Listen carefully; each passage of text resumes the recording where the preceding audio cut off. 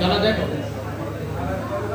अरे यहाँ देखो टॉपिक क्या है आपका, बॉयज चलो ध्यान दो यहाँ पे। टॉपिक क्या है? डीएनए फिंगरप्रिंटिंग, ठीक है। DNA fingerprinting, DNA fingerprinting topic क्यों पढ़ते हैं हम लोग वायरस? डीएनए फिंगरप्रिंटिंग टॉपिक पढ़ने का रीजन क्या है कि हम लोग का इसका यूज होता है कहाँ कहाँ पे। सबसे पहले ये जानो, फिर इसके बारे में आप पढ़ोगे तो समझ में आ जाएगा। जैसे कि कोई क्राइम केस हुआ, ठीक, क्राइम केस मतलब कहीं अगर मर्डर हो गया, ठीक, तो अगर मान लो कोई मर्डर हो गया तो मर्डरर का वहाँ पे जो मर्डर किया है, जिसने क्राइम किया है, उसका अगर सैंपल मिल गया, वहाँ पे कोई ब्लड सैंपल मिला, चाहे उससे रिलेटेड कोई भी, या उसका सलाइवा मिला खाने में, या अगर कहीं रेप केस हुआ है तो उस कंडीशन में ब्लड मिला क्राइम करने वाले का, या उसका सीमेन मिला या स्पर्म मिला, ठीक। तो इन सब चीज़ों से क्या करते हैं हम लोग, डीएनए फिंगरप्रिंटिंग के यूज से क्या करते हैं कि क्राइम सीन पे जो सारा चीज़ मिला है, इसको क्या करते हैं, मैच करते हैं जिसके साथ क्राइम हुआ है उसके सस्पेक्ट से। मतलब मान लो किसी का मर्डर हुआ है तो उसके, अगर वो जिंदा है तो ठीक, नहीं जिंदा है तो उसके घर वाले क्या बोलेंगे कि हमको इन लोगों पे शक है। तो जिस पे शक होता है उनका सेल के अंदर का डीएनए, और जो क्राइम जहाँ क्राइम हुआ वहाँ पे जो भी चीज़ सैंपल मिला वहाँ से डीएनए एक्सट्रैक्ट करके, क्योंकि वो डीएनए देख लिया जाता है कि जिसका हुआ है उसका नहीं है, मतलब जो दूसरा जो यहाँ मौजूद था उसी का होगा। तो उस जो क्राइम किया है उसका डीएनए, और जिस पे शक है, जितने लोगों पे शक है, 4 लोग 5 लोग जितने लोगों पे शक है, उनका डीएनए से क्या करते हैं, मैच कराते हैं। और अगर मैच हो जाता है तो इससे पता चल जाता है कि कौन क्राइम किया है। पहला इसको यूज वहाँ होता है। दूसरा यूज कहाँ होता है, पेरेंटल केस में क्या होता है कि बच्चा बोल रहा है कि हाँ वो हमारे पेरेंट्स है, लेकिन पेरेंट्स मानने को तैयार नहीं है, या पेरेंट्स बोल रहा है ये मेरा बच्चा नहीं है। तो इस कंडीशन में डीएनए फिंगरप्रिंटिंग करा के मदर फादर के डीएनए से क्या करते हैं, बच्चे का डीएनए मैच करते हैं। अगर मैच हो गया तो प्रूफ हो गया कि हाँ वो आपका चाइल्ड है, ठीक। तो ये सब चीज़ के चक्कर में हम लोग क्या करते हैं, डीएनए फिंगर प्रिंटिंग करते हैं। इतनी अच्छी चीज़ है, तो इतनी अच्छी चीज़ को किसने दिया था, सर एलेक्स जेफरे ने दिया था। सर एलेक्स जेफरे ने दिया था, कब दिया था, 1984 में दिया था इस चीज़ को, ठीक। इसका मतलब क्या है, a laboratory technique chemical test that show genetic makeup of a person. एक ऐसा लेबोरेटरी टेक्निक है जिसमें किसी भी पर्सन का हम लोग क्या देखते हैं, जेनेटिक मेकअप मींस व्हाट, की जो भी उसका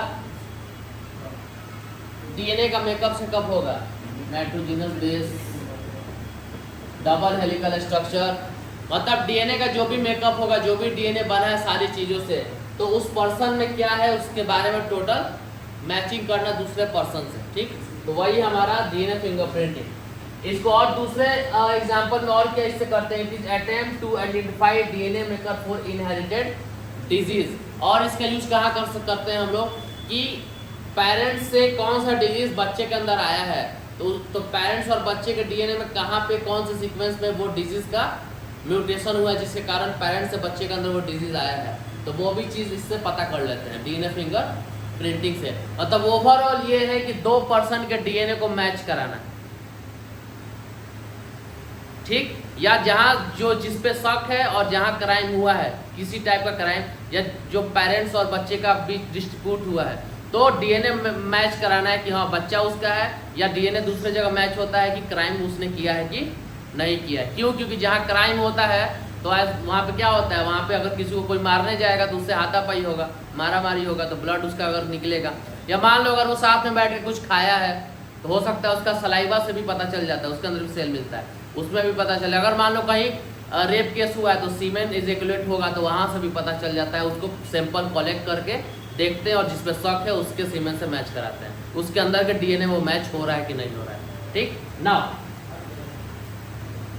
क्या है प्रिंसिपल, क्या है मतलब कैसे ये सब चीज़ हम लोग करते हैं, क्या टेक्निक है, तो क्या लिखा है, it involves identifying differences in some specific region in DNA sequence called repetitive DNA, called repetitive DNA. हम लोग क्या जानते हैं, सारे लोग का डीएनए 99.9% डीएनए क्या होता है, सेम होता है, जिसको बोलता है बल्क डीएनए। क्या बोलता है, बल्क डीएनए, ये मान लो इतना बल्क डीएनए है और ये इतना सैटेलाइट डीएनए है, या इसी को बोलता है रिपीटेड डीएनए। क्या बोलता है? Repeated DNA. ये क्या बोलता है, अब मानो चाहे हम हो गए चाहे आप लोग जितने लोग हैं, सब कोई खाना खाता है, सबके अंदर डाइजेशन होता है, सबके अंदर एक्सपायरेशन होता है, सबके अंदर एक्सक्रीशन होता है, सबके अंदर रिप्रोडक्शन होता है ना जी। तो ये सारा तो सबके अंदर सेम है, डिफरेंस क्या है? तो डिफरेंस कहाँ होता है? रिपीटेड डीएनए में डिफरेंस होता है। यहाँ पे जो बेस है, नाइट्रोजनस बेस है, वो रिपीटेड होता है, और हम लोग जानते हैं कि नाइट्रोजनस बेस जो रिपीटेड होता है वो कोई कोडिंग नहीं करता। अगर करता तो हर इंसान थोड़ा अलग, क्या बहुत चीज़ अलग हो जाता ना। हम लोग में क्या अलग है? सिर्फ थोड़ा बहुत शक्ल का अंतर होता है, बाकी कोई अंतर नहीं है। स्ट्रक्चर सेम है बॉडी का, खाना पीना हर एक चीज़ फंक्शन बॉडी का सेम है। कोई ये नहीं बोले कि हम सांस यहाँ से नहीं पेट से लेते हैं, ऐसा है क्या? कोई नहीं है, सबका लंग्स यहीं लगा है, सांस यहीं से लेता है। ठीक, तो ये बताने के पीछे रीज़न क्या था कि हमारा जो 99.9% डीएनए है यही पूरा इन्फॉर्मेशन लेकर बैठा हुआ है कि क्या करना है क्या नहीं करना है बॉडी को, ये सबका सेम होता है। सिर्फ 0.1% डीएनए का सीक्वेंस अलग होता है हर किसी का, किसी से मैच नहीं करता है। और वो जो 0.1% डीएनए का सीक्वेंस है उसको क्या बोलता है?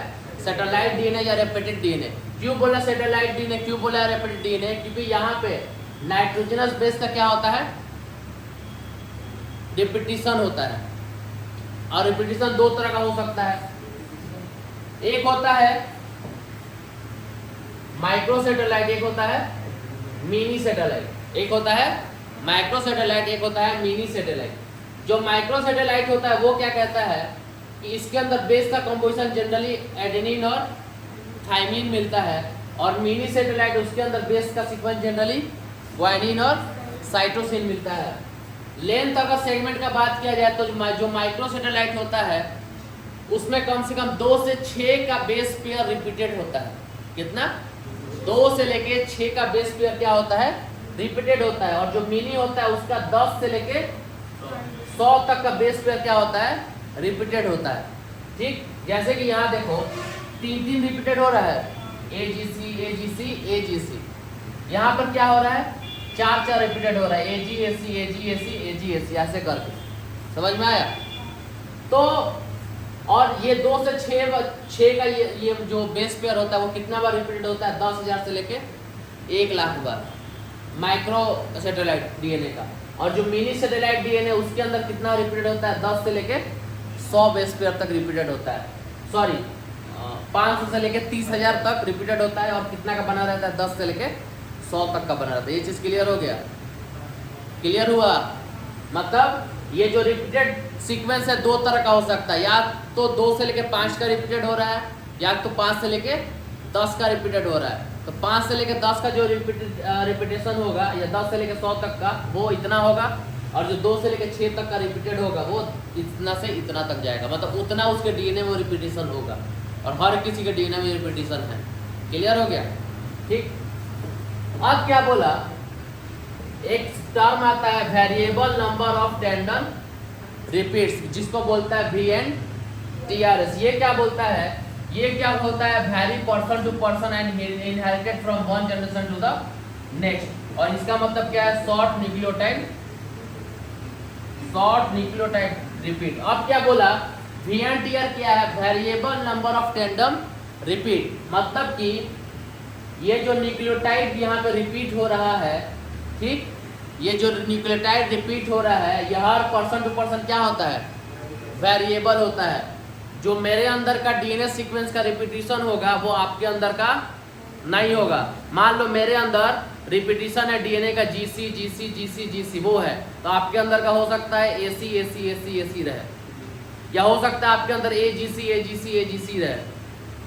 समझ में आया? तो हर एक पर्सन का डीएनए का जो भी ये रिपीटिशन होता है वो क्या होता है? रिपीटेड डीएनए अलग अलग होता है। वो 2 के पेयर में भी अलग हो सकता है, 3 के पेयर में भी हो सकता है, 4 के पेयर में भी हो सकता है, 5 के पेयर में हो सकता है, और 10 तक के पेयर में रिपीटिशन चल सकता है। तो हर एक इंसान का यही, इसी के चक्कर में क्या है? हमारा डीएनए एक दूसरे से अलग दिखता है। और ये जो रिपीटिशन हो रहा है इससे हमारे अंदर कोई फर्क नहीं पढ़ता है क्योंकि ये नॉन कोडिंग होता है। ठीक, क्लियर हो गया, ये नॉन कोडिंग होता है और यही एक जनरेशन से दूसरे जनरेशन जाता है। मतलब हमारे पेरेंट्स का जो रिपीटेटिव होगा वो हमारे अंदर है, फिर हमारा जो रिपीटेटिव होगा वो हमारे बच्चों तक जाएगा। इसमें थोड़ा बहुत इवोल्यूशन होगा तो चेंजिंग होगा, वरना सेम रहता है। बाकी हमारे बाद किसी को रिपीटेशन ये नहीं जाएगा। जो आपका वंश है उसी के अंदर वो मिलेगा, बाकी किसी के अंदर नहीं मिलेगा। वंश इन मीन्स की मदर फादर का जो बच्चा है उसका, दैट्स इट। अब देखो तो देखो ये चीज मालूम थी साइंटिस्ट को, ये चीज मालूम थी कि हर एक इंसान के पास रिपीटेड डीएनए होता है। तो साइंटिस्ट जो थे एलेक ने, उन्होंने क्या बोला, उन्होंने सोचा कि क्यों ना डीएनए का अगर हम लोग ऐसा कुछ करें कि ये रिपीटेड डीएनए को सीक्वेंस निकाल के और जो क्राइम केस पे मिले उससे मैच करेंगे तो पता चल जाएगा किसका है, क्योंकि ये रिपीटिशन उसी का होगा जो वहाँ पे ब्लड सैंपल मैच हुआ है। तो उसके लिए क्या किया गया, मेथोडोलॉजी अपनाया गया। क्या मेथोडोलॉजी है, तो सबसे पहले क्या है मेथोडोलॉजी में, isolation and extraction of DNA. Isolation and extraction of DNA. Isolation means what, कि डीएनए जो वहाँ पे सैंपल मिला है वहाँ से एक्सट्रैक्ट करके डीएनए को आइसोलेट करके अकेले रखना है, यही होता है आइसोलेशन। मान लो कोई क्राइम केस हुआ है, कोई क्राइम केस हुआ है या पेरेंट डिस्ट्रीब्यूट हुआ है, कुछ भी हुआ है, तो वहाँ से पहले क्या करेंगे, ब्लड का सैंपल लेंगे, क्योंकि आसानी से ब्लड में मिल जाता है। ब्लड नहीं है तो कहीं क्राइम हुआ तो जो मिले वहाँ पे, सीमेंट मिल गया या वहाँ पे सलाइवा मिल गया, जो मिला पहले वहाँ से एक्सट्रैक्ट करेंगे सेल को। ठीक, फिर उस सेल के अंदर से किसको आइसोलेट करेंगे, डीएनए को। तो वही बोल रहा है, पहले क्या करेंगे, isolation and extraction of DNA. DNA को एक्सट्रैक्ट कर दिया, आइसोलेट कर दिए। नेक्स्ट क्या करते हैं, पीसीआर एक टेक्निक है जिसको बोलता है क्या, पॉलीमरेज चेन रिएक्शन। ये आपको बायोटेक्नोलॉजी चैप्टर में पढ़ना है, यहाँ पे बस जान जो इसका मतलब क्या होता है।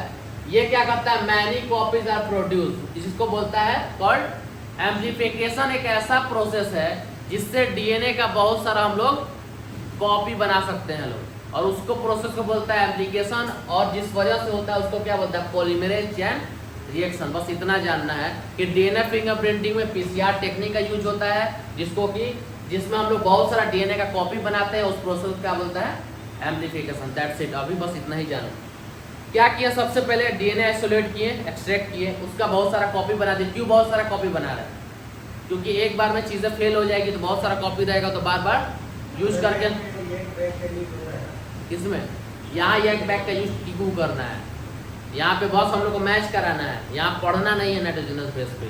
ठीक, नेक्स्ट क्या है, अब क्या किए, जब बहुत सारा कॉपी बन गया, डीएनए आइसोलेट कर दिए, तो अब क्या करेंगे, उसको रेस्ट्रिक्शन एंडोन्यूक्लियोज एंजाइम से क्या करेंगे, कट करवा देंगे उसको। मतलब उस आइसोलेटेड डीएनए में क्या डालें, रेस्ट्रिक्शन एंडोन्यूक्लियोज एंजाइम डाल देंगे। वो क्या करेगा, डीएनए को छोटे छोटे फ्रेगमेंट में कट कर देगा, क्योंकि डीएनए बहुत बड़ा है ना जी। अब जब छोटे छोटे फ्रेगमेंट में कट हो गया, तो अब क्या करेंगे, उस डीएनए फ्रेगमेंट को क्या करेंगे, एगोरोज जेल के हेल्प से क्या करेंगे, उसको अलग अलग करेंगे। क्या करेंगे, separated DNA fragment by agarose gel. अब देखो क्या करेंगे, यहाँ देखो, ये क्राइम साइट से मिला हम लोग को डीएनए, सेल में से एक्सट्रैक्ट कर दिए। ये जिसके ऊपर शक है, person A and person B, 2 person पे शक है, दोनों पर्सन का डीएनए आइसोलेट कर दिए, आइसोलेट कर दिए। ये जो ब्लू ब्लू डॉट दिख रहा है, इसका मतलब है कि उसके डीएनए फ्रेगमेंट में क्या है। अब देखो, पर्सन ए है, बी है, और क्राइम पे कोई पर्सन होगा वो सी है। ठीक, ए बी सी 3 पर्सन है हमारे पास। तीनों पर्सन के हर एक सेल में कितना क्रोमोसोम होगा, 46 क्रोमोसोम होगा। तो उसमें से 2-3 क्रोमोसोम बस लेंगे, सारा क्रोमोसोम को नहीं देखना है हम लोग को, तब तो छुट्टी हो जाएगा। मात्र 2-3 सीक्वेंस क्रोमोसोम, मान लो क्रोमोसोम नंबर 6, 7 और 13 ले लिए, तीनों का क्या किया, तीनों का क्रोमोसोम नंबर 6, क्रोमोसोम नंबर 7 और क्रोमोसोम नंबर 13, तीनों ले लिए। समझ में आ रहा है ये चीज़, क्योंकि 46 क्रोमोसोम मैच करने नहीं ना जाएंगे, थोड़ा बहुत चीज़ मैच करेंगे बस। तो 3 क्रोमोसोम मात्र लिए, तीनों में से 3-3, तीनों क्रोमोसोम में क्या है, डीएनए लिए। उस डीएनए को क्या किए, एक क्या होता है, एक एगरोज जेल का क्या होता है, सीट होता है। ठीक, सीट होता है, जिसके अंदर क्या किए, सैंपल ए बी सी तीनों के सैंपल को डाल दिए। जब डाल दिए तो क्या किए, एक के तरफ क्या होता है निगेटिव कैथोड, एक के तरफ क्या होता है पॉजिटिव एनोड, और वो किस चीज का बना हुआ है, एगरोज जेल। इसके अंदर क्या भरा हुआ है, एगरोज जेल, और इसके अंदर यूज किसका किए, अल्कलाइन सॉल्यूशन का यूज किए। तो डीएनए के फ्रेगमेंट को आइसोलेट करके उसको क्या किए, एक ऐसे कंडीशन में डाले जो कंडीशन क्या है, पूरा जेल है उसके अंदर, और उसके अंदर अल्कलाइन सॉल्यूशन है, उसके एक छोर पे नेगेटिव चार्ज है और एक छोर पे पॉजिटिव चार्ज है। अब जब यहाँ पे डीएनए को तीनों को रखेंगे तो डीएनए क्या होगा, सेपरेट होगा, सेपरेट होके अलग अलग बढ़ जाएगा। किस कंडीशन पे अलग अलग बटेगा, तो रिपीटिशन के चक्कर में बटेगा, कि जिसके पास ज़्यादा रिपीटिशन है वो अपने हिसाब से लगना शुरू होगा। तो देखो 10 9 8 7 6 5 4 3 2 1 ऐसे करके लग गया है। ये सी वाला है, ये ए वाला है और ये बी वाला है। इसके हिसाब से इसमें जेल डाले और क्या हुआ, सबका फ्रेगमेंट अलग अलग अपने न्यूक्लियोटाइड के हिसाब से सज गया। अब क्या करेंगे, अब क्या किए, DNA fragment visualize under ultraviolet radiation apply dye का यूज हम लोग करते हैं इसके ऊपर, कि इसको हम लोग देख सकें कि आखिरकार कहाँ कहाँ वो गया है। तो जब डाई का यूज किए तो हम लोग क्या पता चला कि तीनों का जो डीएनए है वो ऐसे सेपरेट हुआ है, लेकिन अभी भी हम लोग को सीक्वेंस पता नहीं चला है उसका, सिर्फ सेपरेशन का पता चला है। ठीक, अब क्या किए, next DNA transfer electrophoresis plate to nitrocellulose और nylon membrane sheet called Southern blotting. अब क्या करेंगे, एक नाइलॉन का मेम्ब्रेन होगा पतला, नाइलॉन का सीट होगा, नाइलॉन का सीट को क्या करेंगे, इसके ऊपर रखेंगे और इसके ऊपर का जो डीएनए है वो उसके ऊपर जस्ट लाइक कॉपी प्रिंट की तरह चिपक जाएगा नाइलॉन के सीट पे। अब उस नाइलॉन के सीट को यहाँ रखेंगे और क्या करेंगे, उस प्रोसेस को क्या बोला, साउदर्न ब्लॉटिंग। क्या बोला, साउदर्न ब्लॉटिंग का मतलब क्या होता है कि नाइलॉन के मेम्ब्रेन पे डीएनए का फ्रेगमेंट जाके क्या करे, वहां पे जाके चिपक जाए। तो वही बोल रहा है DNA transfer electrophoresis plate to nitrocellulose और नाइलॉन मेम्ब्रेन, मतलब डीएनए जो इस वाले प्लेट पे था वो यहाँ से कहाँ ट्रांसफर हो गया, नाइलॉन मेम्ब्रेन पे। अब नाइलॉन मेम्ब्रेन से जब ट्रांसफर हुआ तो अब क्या किए, वीएनटीआर प्रोब्स डाले। ये वीएनटीआर प्रोब्स क्या है, आप देखो क्राइम सीन पे जो डीएनए मिला था उसका रिपीटेड सीक्वेंस क्या था, AGAC। क्लियर, क्राइम केस पे जो डीएनए मिला था, सेल के अंदर का डीएनए मिला था, उसका रिपीटेड सीक्वेंस क्या था, AGAC और AGAC। उसका just opposite sequence TC TG होगा, यस और नो। ए का बदला T, G का बदला C। तो TC TG मिलकर एक प्रोब बना लिए, छोटा सा एक टुकड़ा बना लिया, जिसको बोला VNTR प्रोब। और उसको वो क्या हुआ, वो रेडियो एक्टिव था, मतलब उसके अंदर रेडियो एक्टिव चीज़ डाले थे कि वो अगर किसी से जाकर चिपकेगा तो चमकता हुआ नजर आएगा। ठीक, तो क्राइम सीन पे मिला था AGAC, उसका अपोजिट बना दिया क्या, TC TG। अब ये जो TC TG है, अब जब इस सैंपल में डालेंगे तो किससे जाके लग जाएगा, जो हमारा वो क्राइम किया था उसके डीएनए से जाके लग जाएगा, पूरा बेस पेयरिंग कर लेगा। और जब बेस पेयरिंग कर लेगा तो चमकता हुआ नजर आएगा। अब उसको क्या करेंगे हम लोग, ऑटो रेडियोग्राफी के हेल्प से एक्सरे की फिल्म से देखेंगे। तो क्या देखेंगे, तो क्या देख रहे हैं हम लोग, C वाले का डीएनए किसके साथ मिल रहा है, B वाले के साथ मिल रहा है, मतलब कि क्राइम केस पे कौन गया था, B वाला गया था, A वाला बच गया, A वाला बच गया बेचारा। फर्स्ट कौन गया, क्योंकि B वाले का क्या देख रहे हैं, B वाले का और C वाले का दोनों क्या हो रहा है, मैच हो रहा है, A वाले का मैच नहीं हो रहा है। क्या इतना समझ में आ गया ना, चलो ठीक है, एक बार मेथड तुम लोग देख ही लो। एडवांटेज तो क्लियर है कि क्राइम केस पे इन्वेस्टिगेशन के लिए यूज होता है। पैटर्निटी और maternity dispute, paternity means what कि हम उसके माँ बाप हैं कि नहीं ये प्रूफ करना है, मैटर्निटी मीन्स व्हाट कि वो मदर से होता है कि वो मेरी माँ है कि नहीं, उस पर प्रूफ होता है। और क्या है कि बायोलॉजी में इसका क्या एवोल्यूशन आ रहा है, मतलब पहले के लोग के डीएनए में क्या रिपीटेड सीक्वेंस था, अभी के लोग के डीएनए में क्या रिपीटेड सीक्वेंस मिल रहा है, तो उससे पता चलता है कि इवोल्यूशन कैसे हुआ है। तो पहले लोग जानवर की तरह था, अब लोग इंसान की तरह है। ठीक, अच्छा क्या तुम लोग बोल रहे हो लोग, अच्छा वीडियो देखो,